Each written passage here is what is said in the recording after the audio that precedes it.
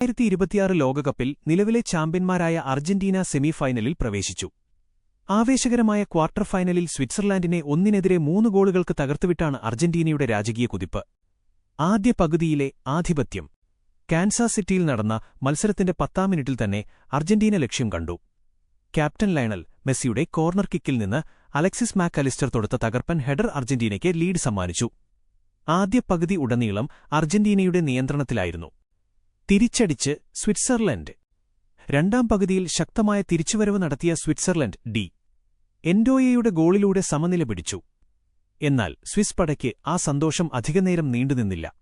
വൈകാതെ Breel Embolo ചുവപ്പ് card കണ്ട് പുറത്തായതോടെ സ്വിറ്റ്സർലൻഡ് 10 പേരായി ചുരുങ്ങി. ഈ അവസരം മുതലെടുക്കാൻ അർജന്റീന കിണഞ്ഞു പരിശ്രമിച്ചെങ്കിലും സ്വിസ് പ്രതിരോധം വിട്ടുകൊടുക്കാൻ തയ്യാറായില്ല. നിശ്ചിത സമയം 1-1 വരെ സമനിലയിൽ പിരിഞ്ഞതോടെ മത്സരം എക്സ്ട്രാ ടൈമിലേക്ക് നീങ്ങി. എക്സ്ട്രാ ടൈമിലെ വീരഗാഥ. അധിക സമയത്തിന്റെ രണ്ടാം പകുതിയിൽ ജൂലിയൻ അൽവാരസിന്റെ ബൂട്ടിൽ നിന്ന് പിറന്ന തകർപ്പൻ ഗോളിലൂടെ അർജന്റീന വീണ്ടും ലീഡ് പിടിച്ചു. പെനാൽറ്റി ബോക്സിന് വെളിയിൽ നിന്ന് അൽവാരസ് തൊടുത്ത ഷോട്ട് സ്വിസ് വല കുലുക്കി. മത്സരം അവസാനിക്കാൻ നിമിഷങ്ങൾ മാത്രം ശേഷിക്കെ കൗണ്ടർ അറ്റാക്കിലൂടെ ലൗട്ടാരോ മാർട്ടിനസ് കൂടി ലക്ഷ്യം കണ്ടതോടെ അർജന്റീനയുടെ സെമി പ്രവേശനം പൂർത്തിയായി. സെമിയിൽ ഇംഗ്ലണ്ട്. ജൂലൈ 16-ന് നടക്കുന്ന നിർണായക സെമിഫൈനലിൽ കരുത്തരായ ഇംഗ്ലണ്ടാണ് അർജന്റീനയുടെ എതിരാളികൾ. ക്വാർട്ടറിൽ നോർവേയെ 2-1 വരെന് തോൽപ്പിച്ചാണ് ഇംഗ്ലണ്ട് സെമിയിലെത്തിയത്.